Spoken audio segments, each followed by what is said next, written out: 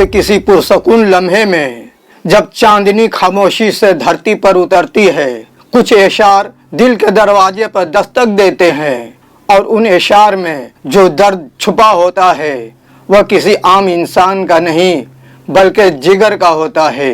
जिगर मुरादाबादी एक ऐसा नाम जो इश्क, शराब, रूहानियत और ज़बान व बयान का संगम बनकर आज भी जिंदा है। एक गर्म दोपहर थी, 6 अप्रैल 1890 ईस्वी का दिन। हिंदुस्तान के शहर मुरादाबाद के एक मतवस्त घर में एक बच्चा पैदा हुआ जिसका नाम रखा गया अली सिकंदर। कौन जानता था कि यही बच्चा आगे चलकर उर्दू शायरी की दुनिया में जिगर के नाम से पहचाना जाएगा। मुरादाबाद जहाँ के गली कूचे उस बच्चे की मासूम हंसी से गूंजते थे, वहीं उसकी पहली पहचान भी बने।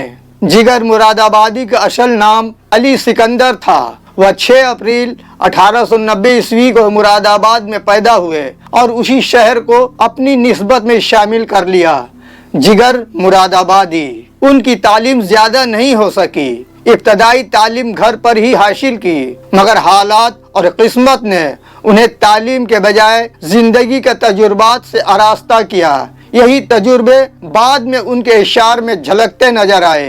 कहा जाता है कि जिगर ने महज 16 साल की उम्र में शायरी का आगाज किया। उनके उस्ताद नूह नारवी थे जिन्होंने उनकी सलाहियतों को पहचान कर उन्हें रहनुमाई दी। जिगर की शायरी का बुनियादी मौजू इश्क था, लेकिन ये इश्क सिर्फ महबूब तक महदूद नहीं था, उसमें इश्क मिजाजी भी था और इश्क हकीकी भी। वह गजल के मैदान के शहसवार थे। उनकी जबान, बयान और जज्बात की सच्चाई ने उन्हें गजल का बेताज बादशाह बना दिया। जिगर का लक़ब शायद उनके इस कलाम से पैदा हुआ जिसमें दिल, जिगर, दर्द और जज्बात एक सयाल धारे की मानंद बहते थे। उनकी शायरी जिगर के पार जाकर दिल को चीर देती थी, इसलिए वह जिगर कहलाए। सूफियाना रंग उनकी शायरी में कहीं कहीं मध्यम सा झलकता है, जैसे बादलों में चांद। शराब और इश्क का जिक्र भी उनके इशार में बड़े मुनफरद अंदाज में आता है। ना मुब्तज़ल न फहश, बल्कि जमालियाती, फिक्री और रूहानी। ये इश्क नहीं आसान, बस इतना समझ लीजिए। ये इश्क नहीं आसान, बस इतना समझ लीजिए। एक आग का दरिया है और डूब के जाना है। अगरचे जिगर ने ज्यादातर गजलों में तबा आजमाई की, लेकिन उनके यहाँ कुछ नातिया और मनक़बत कलाम भी मौजूद है। उनका मशहूर शेरी मजमुआ आतिश गुल है, जिसने उर्दू दुनिया में एक इनकलाब बर्पा कर दिया। जिगर मुशायरों की जान थे। ऑल इंडिया मुशायरों में उनका अंदाज, उनकी गरजती हुई आवाज और हाजिरीन का जोश सब कुछ तारीख बन चुका है। उनके हम अशर शोरा में फानी बदायूनी, असगर गोंडवी और जोश मली आबादी जैसे बड़े नाम शामिल थे। जिगर की शख्सियत में एक अजीब कशिश थी, आजिजी, मतानत और दिलसोजी। उनके अंदाज़े बयां में सबसे नुमाया चीज उनकी सादगी थी, लेकिन ऐसी सादगी जिसमें गहराई, फलसफा और फन्नी खूबसूरती थी। उन्होंने अपनी शायरी में समाजी हालात की अक्कासी बिलवास्ता अंदाज में की। उनके इशार में एक ऐसा दर्द होता जो कारी को अपनी हालत पर सोचने पर मजबूर कर देता। जी हाँ, जिगर ने नात भी कही और उनकी नातों में इश्क रसूल की झलक देखी जा सकती है।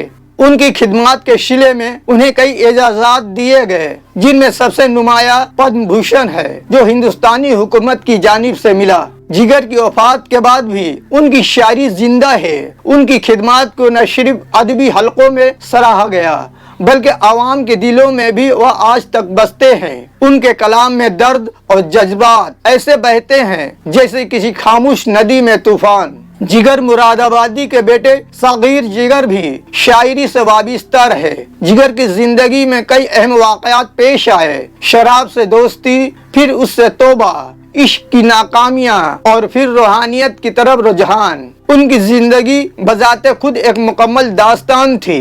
मौलाना हाली, फराग गोरखपुरी और जोश मली आबादी जैसे नक़ादों ने जिगर को इश्क के इमाम का लक़ब दिया। उनका मुआज़ना गालिब, मीर और फानी जैसे अजीम शोरा से किया जाता है, मगर जिगर का अंदाज मुनफरद था।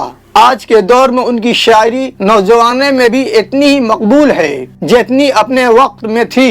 وہ 9 ستمبر 1960 عیسوی کو گونڈا اتر پردیش میں انتقال کر گئے، لیکن ان کا کلام آج بھی زندہ ہے۔ جگر مراد آبادی کی شادی ان کی قریبی رشتہ دار سے ہوئی اور ان کے خاندان کے افراد اب بھی ہندوستان میں موجود ہیں، جن میں بعض نے ادب اور شاعری کو اپنا راستہ بنایا۔ جب بھی کوئی عاشق بے خودی میں کہتا ہے ہم کو مٹا سکے یہ زمانے میں دم نہیں، ہم سے زمانہ خود ہے زمانے سے ہم نہیں، تو لگتا ہے جگر آج بھی کہیں قریب ہی بیٹھے ہیں، ایک ہاتھ میں کاغذ دوسرے میں قلم اور آنکھوں میں درد لیے۔ جگر مراد آبادی صرف ایک شاعر نہیں تھے، وہ درد کی زبان تھے، محبت کی شدا تھے اور الفاظ میں چھپی ایک روحانی دنیا کے دربان۔ ان کی شاعری آج بھی دلوں کو چھوتی ہے، زخموں کو آواز دیتی ہے اور ہمیں احساس دلاتی ہے کہ الفاظ جب دل سے نکلتے ہیں تو صدیوں تک زندہ رہتے ہیں۔ اگر آپ کو جگر صاحب کی یہ انکہی داستان پسند آئی ہو تو ہماری ویڈیو کو لائک کریں،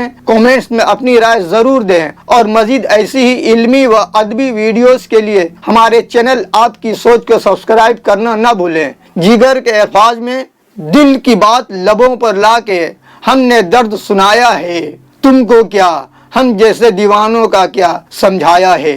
ملتے ہیں اگلی ویڈیو میں ایک اور دل چھو لینے والی کہانی کے ساتھ، تب تک کے لیے خدا حافظ۔